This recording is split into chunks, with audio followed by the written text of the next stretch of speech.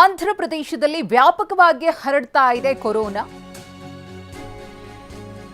20 ದಿನಗಳ ಅಂತರದಲ್ಲಿ 4 ಕೊರೋನಾಗೆ ಬಲಿಯಾಗಿದ್ದಾರೆ. ಈ ಬಲಿಯಾದವರ ಪೈಕಿ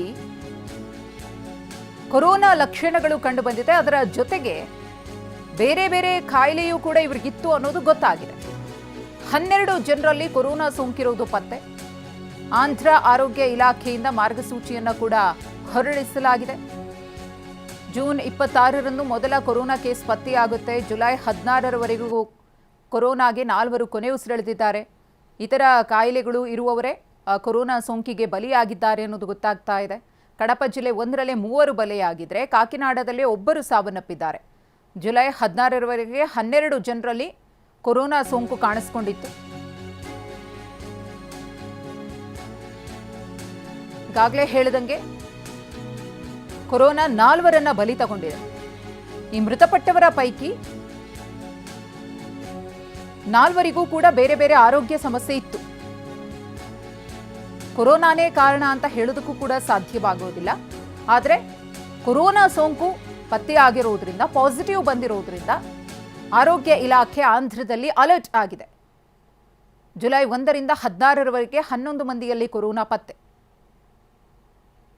20 ದಿನಗಳ ಅಂತರದಲ್ಲೇ 4 ಕೊರೋನಾಗೆ ಬಲಿಯಾಗಿದ್ದಾರೆ. ನಮ್ಮ ಪ್ರತಿನಿಧಿ ಜಗದೀಶ್ ಈ ಕುರಿತು ಪ್ರತ್ಯಕ್ಷ ವರದಿ ನೀಡಿದ್ದಾರೆ, ನೋಡೋಣ. ಪಾವಗಡ ತಾಲೂಕು ಆಸ್ಪತ್ರೆಯ ಬಳಿ ಇದ್ದೇನೆ. ನೀವು ನೋಡ್ಬೋದು, ಈಗಾಗಲೇ ಸೂಚನೆ ಮೇರೆಗೆ ಏನು ಅಗತ್ಯವಾದಂಥ ಒಂದು ಗಡಿ ಭಾಗದಲ್ಲಿ ಒಂದು ಪರಿಶೀಲನೆಯನ್ನು ಮಾಡಲಾಗ್ತದೆ. ಇದರ ಜೊತೆಗೆ ಪಾವಗಡ ತಾಲೂಕಿನಲ್ಲಿ ಎಲ್ಲಾದರೂ ಒಂದು ಪಾಸಿಟಿವ್ ಅನ್ನುವಂಥ ಮಾತು ಕೇಳಿ ಬಂದರೆ ಆಸ್ಪತ್ರೆಯಲ್ಲಿ ಬೇಕಾಗಿರುವಂಥ ಒಂದು ಕ್ರಮವನ್ನು ವಹಿಸುವಂಥ ನಿಟ್ಟಲ್ಲಿ ಈಗಾಗಲೇ ಪ್ರತ್ಯೇಕವಾಗಿ ಒಂದು ಐಸೋಲೇಷನ್ ಮಾಡುವಂಥ ನಿಟ್ಟಲ್ಲಿ ಒಂದು ವಾರ್ಡನ್ನು ಕೂಡ ತೆರೆಯಲಾಗಿರುವಂಥದ್ದು ನೀವು ನೋಡ್ಬೋದು. ಸದ್ಯಕ್ಕೆ 7 ಬೆಡ್ಗಳನ್ನು ಹಾಕಲಾಗಿರುವಂಥದ್ದು. ಇಲ್ಲಿ ಬೇಕಾಗಿರುವಂಥ ಒಂದು ಆಕ್ಸಿಜನ್ ವ್ಯವಸ್ಥೆ ಆಗಿರ್ಬೋದು, ಜೊತೆಗೆ ಬೇಕಾಗಿರುವಂಥ ಒಂದು ಚಿಕಿತ್ಸೆಗೆ ಏನೇನು ಪ್ರಿಪ್ರೇಷನ್ ಮಾಡ್ಕೋಬೇಕು ಆ ನಿಟ್ಟಿನಲ್ಲಿ ಮುಂಜಾಗೃತವಾಗಿ ಎಲ್ಲವನ್ನೂ ಕೈಗೊಳ್ಳುವಂಥ ನಿಟ್ಟಲ್ಲಿ ಈಗಾಗಲೇ ಅಧಿಕಾರಿಗಳು ಕ್ರಮ ವಹಿಸಿದ್ದಾರೆ. ಹಾಗಾಗಿ ಯಾವುದೇ ರೀತಿಯಾದಂಥ ಒಂದು ಪಾಸಿಟಿವ್ ಬಂದರೆ ನೆಕ್ಸ್ಟ್ ನಾವು ಏನು ಮಾಡಬೇಕು ಅನ್ನುವಂಥ ನಿಟ್ಟಲ್ಲಿ ಈಗಾಗಲೇ ಅಧಿಕಾರಿಗಳು ಸಜ್ಜಾಗಿರುವಂಥದ್ದು. ಆಸ್ಪತ್ರೆ AMO ಆಗಿರುವಂತಹ ಗಣೇಶ್ ಬಾಬು ಇದ್ದಾರೆ, ಅವ್ರನ್ನ ನಾನು ಮಾತಾಡಿಸ್ತಾ ಹೋಗ್ತೀನಿ. ಸರ್, ಮೊದಲನೇದಾಗಿ ಈಗಾಗಲೇ ಇನ್ಸ್ಟ್ರಕ್ಷನ್ಸ್ ಎಲ್ಲ ಬಂದಿದೆ, ಯಾವ ರೀತಿ ತಯಾರು ಮಾಡ್ಕೊಂಡಿದ್ದೀರಿ? ಸರ್, ಈಗ 3 ಡೇಸ್ ಮುಂಚೆ ನಮ್ಮ ತಾಲೂಕು ಆಡಳಿತ ನಮ್ಮನ್ನೆಲ್ಲ ಕರೆಸಿ ಮೀಟಿಂಗ್ ಮಾಡಿ ಈ ರೀತಿಯಾಗಿದೆ, ಇಲ್ಲಿ ಆಂಧ್ರದಲ್ಲಿ ಕರೋನಾ 2 ಪಾಸಿಟಿವ್ ಬಂದು ಡೆತ್ ಆಗಿದ್ದಾರೆ, ಹಂಗಾಗಿ ಬಾರ್ಡರ್ ಏರಿಯಾ ನೀವೆಲ್ಲ ಸಜ್ಜಾಗಿರಬೇಕು ಅಂತ ನಮಗೆ ಮಾಹಿತಿ ಕೊಟ್ಟರು. ಮೀಟಿಂಗ್ ಎಲ್ಲ ಮಾಡಿದ್ರು. ನಾವು ಆ ಲೆಕ್ಕದಲ್ಲಿ ನಮ್ಮ THO ಸಾಹೇಬ್ ಜೊತೆಗಿದ್ದಾರೆ. ಅವ್ರು ಏನು ಮಾಡಿದ್ರೆ ಬಾರ್ಡರ್ ಏರಿಯಾ ಎಲ್ಲ ಅವ್ರು ನೋಡ್ಕೊತಾರೆ. ನಮ್ಮ ಹಾಸ್ಪಿಟ್ಲಿಗೆ ಸಂಬಂಧಪಟ್ಟಂತೆ ನಾವು ಸಪ್ರೇಟ್ ಒಂದು ವಾರ್ಡ್ ಮಾಡಿ ಒಬ್ಬರು ನರ್ಸಸ್ನ ಅದಕ್ಕೆ ಇದು ಮಾಡಿ ನಮ್ಮಲ್ಲಿರ್ತಕ್ಕಂಥ ಫಿಸಿಷಿಯನ್ಸ್ ಅವ್ರಿಗೆಲ್ಲ ನಾನು ಮಾಹಿತಿ ಕೊಟ್ಟಿದ್ದೀನಿ. ಬಂದಂಥ ಅಕಸ್ಮಾತ್ ಏನಾದ್ರು ಪಾಸಿಟಿವ್ ಬಂದರೆ ಅವ್ರಿಗೆ ದಾಖಲಾತಿ ಮಾಡ್ಕೊಂಡು ಅವ್ರಿಗೆ ಉಪಚಾರ ಮಾಡೋಕ್ಕೋಸ್ಕರ ಒಂದು ವಾರ್ಡ್ ಸಹ ಮಾಡಿದ್ದೀವಿ. ಈಗ ಸದ್ಯಕ್ಕೆ 7 ಬೆಡ್ ಹಾಕಿದ್ದೀವಿ. ಇನ್ನೊಂದು ಈ ವಾರ್ಡಲ್ಲಿ ಇನ್ನೂ ಒಂದು 7-8 ಬೆಡ್ ಹಾಕ್ಬೋದು. ನಾವು ಒಂದು 15 ಬೆಡ್ ಮಾಡಿ ಇಲ್ಲಿ ಇಟ್ಕೊಂತೀವಿ ಸರ್. ಅಂದರೆ ಈಗಿನವರೆಗೂ ಕೂಡ ನೀವು ಪರಿಶೀಲನೆ ಮಾಡಿದಿರಾ? ಎಲ್ಲಾದರೂ ಆ ರೀತಿಯಾದಂಥ ಒಂದು ಪಾಸಿಟಿವ್ ಅನ್ನುವಂಥ ಮಾತು ಕೇಳಿ ಬಂದಿದೆಯಾ, ಹೇಗೆ? ಇಲ್ಲ ಸರ್, ಯಾವುದೂ ಪಾಸಿಟಿವ್ ಬಂದಿರೋದಿಲ್ಲ, ನಮ್ಮಲ್ಲಿ ಯಾವುದೂ ಬಂದಿಲ್ಲ. ಎಲ್ಲೆಲ್ಲಿ ಚೆಕ್ ಮಾಡಿದ್ರೆ ಅಂತೇಳಿ ಸರ್? ಗಡಿ ಪ್ರದೇಶ ಮಾಡಿದರೆ ಗಡಿ ಭಾಗದಲ್ಲಿ, ಜೊತೆಗೆ ಆಸ್ಪತ್ರೆಯಲ್ಲೂ ಕೂಡ ಚೆಕ್ ಮಾಡಿದರೆ ಯಾವ ರೀತಿ ಚೆಕ್ ಮಾಡಿದ್ರೆ ಆ ಪ್ರೊಸೀಜರ್ ಹೇಗಿರುತ್ತೆ? ಆ್ಯಕ್ಚುಲಿ ಥರ್ಮಲ್ ಇದರಲ್ಲಿ ಸ್ಕ್ಯಾನರಲ್ಲಿ ಮಾಡ್ತಾಯಿದ್ದಾರೆ. ಬಟ್ ಅದಕ್ಕಿನ್ನೂ ಏನು ಸ್ವ್ಯಾಬ್ ಏನು ತಗೊಂತಿಲ್ಲ. ಅದರಲ್ಲಿ ರೋಗ ಲಕ್ಷಣಗಳು ಕಂಡು ಬಂದಿಲ್ಲ ಅಂಥದ್ದು.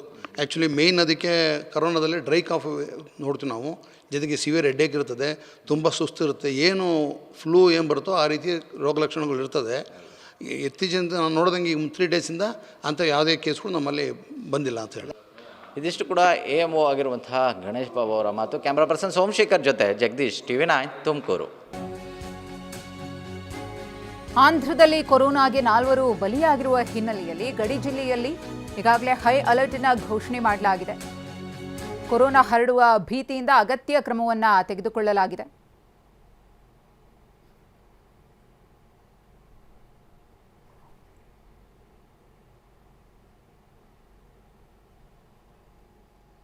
ಆಂಧ್ರದಲ್ಲಿ ಕೊರೋನಾ ಹರಡ್ತಾ ಇರೋದ್ರಿಂದ, ಸಂಖ್ಯೆ ಹೆಚ್ಚಾಗ್ತಾ ಇರೋದ್ರಿಂದ ಗಡಿ ಭಾಗದಲ್ಲಿ ಮುಂಜಾಗ್ರತೆಯನ್ನು ವಹಿಸಲಾಗಿದೆ. ಈ ಕುರಿತು ನಮ್ಮ ಪ್ರತಿನಿಧಿ ಜಗದೀಶ್ ಪ್ರತ್ಯಕ್ಷ ವರದಿ ನೀಡಿದ್ದಾರೆ, ನೋಡೋಣ.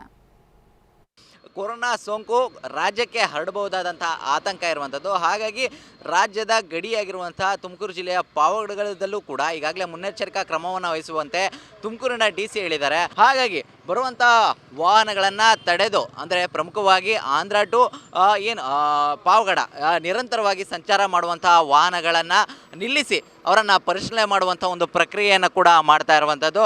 ಪ್ರಮುಖವಾಗಿ ನಾವಿರುವಂಥದ್ದು ಪಾವಗಡದ ಗಡಿ ಆಗಿರುವಂಥ ರಾಜವಂತಿಯಲ್ಲಿ. ಅಂದರೆ ಈ ಸ್ಥಳ ಅಷ್ಟೇ ಅಲ್ಲದೆ ಇನ್ನೂ 5 ಸ್ಥಳಗಳನ್ನು ಈಗಾಗಲೇ ಕೇಂದ್ರೀಕರಣ ಮಾಡಿರುವಂಥದ್ದು. ಅಂದರೆ ಈ ಸ್ಥಳಗಳಲ್ಲಿ ಓಡಾಡುವಂತಹ ವಾಹನಗಳು, ಅಂದರೆ ನಿರಂತರವಾಗಿ ಓಡಾಡುವಂತಹ ವಾಹನಗಳನ್ನು ಪರಿಶೀಲನೆ ಮಾಡುವಂಥದ್ದು. ಅಂದರೆ ಆ ವಾಹನದಲ್ಲಿ ಸಂಚರಿಸುವವರನ್ನು ಅವರ ಉಷ್ಣಾಂಶವನ್ನು ಒಂದು ಚೆಕ್ ಮಾಡುವಂಥದ್ದು. ಈಗಾಗಲೇ ಎಲ್ಲ ರೀತಿಯಾದಂಥ ಒಂದು ಸಿದ್ಧತೆಗಳನ್ನು ಮಾಡ್ಕೊಳ್ಳಾಗಿರುವಂಥದ್ದು. ಸದ್ಯಕ್ಕೆ ಇಲ್ಲಿ ಮಾಡುತ್ತಾ ಇರುವಂತಹ ಒಂದು ಪರಿಶೀಲನಾ ಪ್ರಕ್ರಿಯೆಯನ್ನು ಸಂಪೂರ್ಣವಾಗಿ ನೀವು TV9 ಗ್ರೌಂಡ್ ರಿಪೋರ್ಟ್ನಲ್ಲಿ ನೀವು ನೋಡ್ತಾ ಇದ್ದೀರಾ. ಜೊತೆಗೆ ಈಗ ನಾವು ಇಲ್ಲಿರುವಂಥ ಆರೋಗ್ಯ ಅಧಿಕಾರಿಗಳನ್ನು ಕೂಡ ನಾವು ಮಾತಾಡಿಸುವಂಥ ಒಂದು ಪ್ರಯತ್ನವನ್ನು ಮಾಡ್ತೇವೆ. ಸರ್, ಈಗಾಗಲೇ ನೀವು ಕಾರ್ಯ ಆರಂಭ ಮಾಡಿದ್ದೀರಾ, ಯಾವ ರೀತಿ ಸಾಗ್ತಾ ಇದೆ ಅಂತ ಹೇಳಿ ಸರ್? ಪರವಾಗಿಲ್ಲ, ಚೆನ್ನಾಗಿ ಸಾಗ್ತಾ ಇದೆ.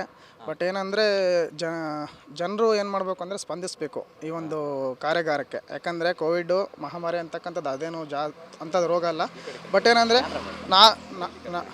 ನಾರ್ಮಲ್ ಇರೋಂಥವ್ರಿಗೆ ಮೇನ್ ಸಿಮ್ಟಮ್ಸ್ ಪ್ರಕಾರ ನಾವು ಕೆಲಸ ಮಾಡಬೇಕಾದ್ರೆ ಫಸ್ಟು ಸ್ಟಾರ್ಟ್ ಆಗೋದೇ ಅದು ಫೀವರಿಂದ. ಸೊ ಫೀವರ್ ಸ್ಕ್ರೀನಿಂಗ್ ಅಂತ ನಾವು ಮಾಡಿದಾಗ 100 ಮೇಲಿರ್ತಕ್ಕಂಥವ್ರು ಯಾರೇ ಇದ್ರೂ ಅವ್ರಿಗೆ ಸ್ವಲ್ಪ ಫಸ್ಟ್ ಏಡ್ ಟ್ರೀಟ್ಮೆಂಟ್ ಅನ್ನೋ ತನಕ ಒಂದು ಪ್ಯಾರಾಸಿಟಮಾಲ್ ಅಂತ ಒಂದು ಟ್ಯಾಬ್ಲೆಟ್ ಕೊಟ್ಟುಬಿಟ್ಟು, ಮತ್ತು ಬೇರೆ ಸಿಮ್ಟಮ್ಸಲ್ಲಿ ಕಾಮನ್ ಕೋಲ್ಡ್ ಆಗಿರ್ಬೋದು ಅಥವಾ ಕಾಫ್ ಬಂದಿರತಕ್ಕಂಥ 7 ಡೇಸ್ ಒಳಗಡೆ, ಒಂದು 5 ದಿನದ ಒಳಗಡೆ ಯಾವನ್ನ ಕಾಫ್ ಬಂದಿದ್ದರೆ ಆ ಥರ ಕೇಸಸ್ನ ನಾವು GH ಪಾವಗಡಕ್ಕೆ ರೆಫರ್ ಮಾಡ್ತೀವಿ ಸರ್. ಈಗ ನಿಮಗೆ ಓಡಾಡ್ತಾ ಇರುವಂಥ ವಾಹನಗಳೆಲ್ಲ ನಿಮ್ಗೆ ರೆಸ್ಪಾಂಡ್ ಮಾಡ್ತಾ ಇದೆಯಾ, ಹೇಗೆ ಅಂತ ಹೇಳಿದರೆ? ಸರ್, ಕೆಲವರು ರೆಸ್ಪಾಂಡ್ ಮಾಡ್ತಾರೆ ಸರ್, ಇನ್ನು ಕೆಲವರು ರೆಸ್ಪಾಂಡ್ ಮಾಡಲ್ಲ. ಒಬ್ಬರು ನಿಲ್ಲಿಸ್ತಾರೆ, ಒಬ್ಬರು ನಿಲ್ಲಿಸೋದೇ ಇಲ್ಲ. ಸ್ವಲ್ಪ ಏನಂದರೆ ನಿಲ್ಲಿಸೋದಕ್ಕೆ ಅಂತಂದರೆ ಪೊಲೀಸ್ ಸಿಬ್ಬಂದಿ ಒಬ್ಬರೊಬ್ರು ಇದ್ದರೆ ಸ್ವಲ್ಪ ನಮಗೆ ಯೂಸ್ ಆಗುತ್ತೆ ಅಂತ ನಾನು ಹೇಳ್ಬೋದು. ಸಾರ್ವಜನಿಕರಿಂದ ಸೂಕ್ತವಾದಂಥ ಒಂದು ಸ್ಪಂದನೆ ಸಿಗ್ತಾ ಇಲ್ಲ, ಹಾಗಾಗಿ ಪೊಲೀಸರ ಅಗತ್ಯವೂ ಕೂಡ ಇದೆ ಅನ್ನುವಂಥ ಮಾತನ್ನು ಹೇಳ್ತಾ ಇದ್ದಾರೆ. ಕ್ಯಾಮ್ರಾ ಪರ್ಸನ್ ಸೋಮಶೇಖರ್ ಜೊತೆ ಜಗದೀಶ್, TV9 ತುಮಕೂರು.